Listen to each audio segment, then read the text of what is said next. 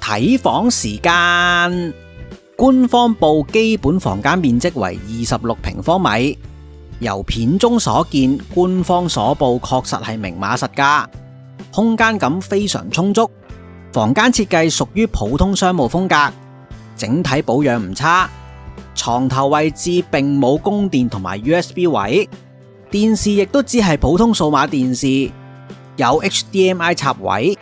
浴室空間同樣充足，設有浴缸，不過就唔係每一間房都有浴缸。我喺第二次入住嘅時候就冇啦。平心而論，酒店房間嘅品質唔差，但係老實講，我對呢一度嘅觀感並唔係咁好。如果想知點解，最好睇埋入住感想啦。